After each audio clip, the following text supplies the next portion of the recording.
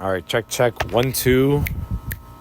Hello. What I've learned about becoming a police officer prior to me actually becoming a police officer. So what I've learned is it's pretty critical to be a level-headed person. I would argue I'm pretty level-headed.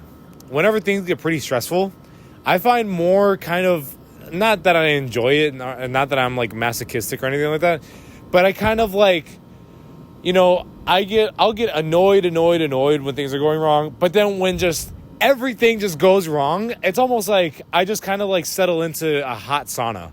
It's like, okay, well, we're in and out, so might as well enjoy it, So I can see myself kind of like being in that situation where like things are just going really, really, off the wall.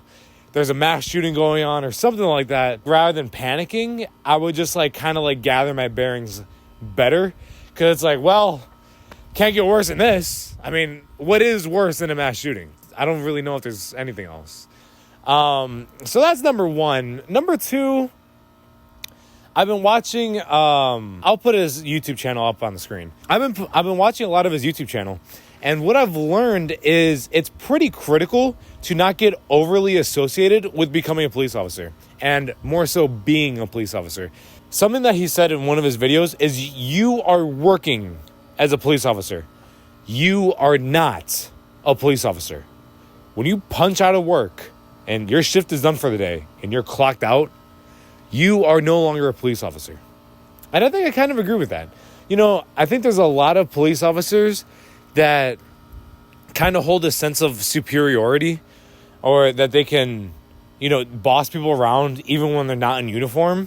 And when you're in uniform and you're trying to control a situation where things are just kind of, chaos and it's a mess, it makes sense that you want to try to just gather everything together and have that, control. But when you're outside of uniform, no, shut it down. So one thing that I'm really focusing on is kind of doing this whole like YouTube hobby as a side business while also being a police officer. So I kind of see my future being one of two things. I'm kind of going off on a rant here, but I don't care. I'm kind of going off on a rant here.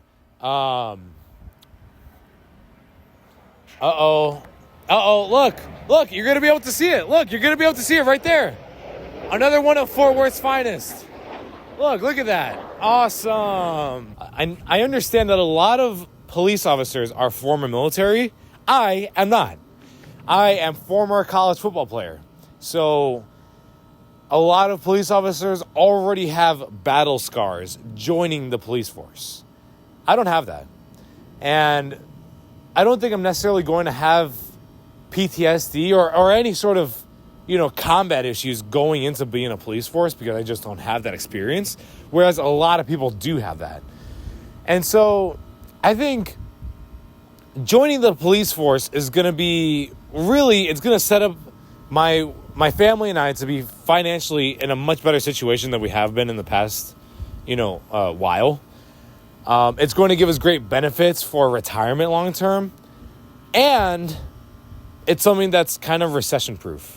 I don't know the last time that there weren't police officer jobs. 5,000 years ago, 10,000, I don't know. But it's been a long time. I'm pretty confident that police and being a police officer is going to stick around.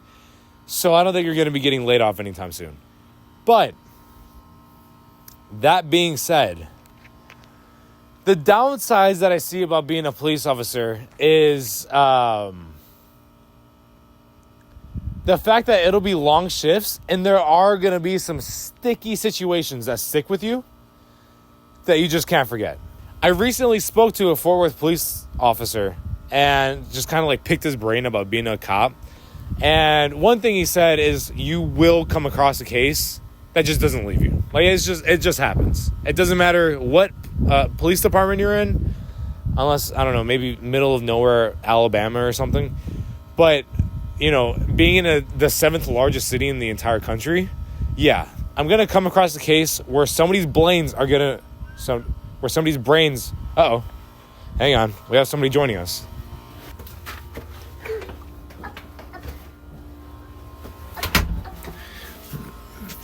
Yeah? You want to join this YouTube video with me?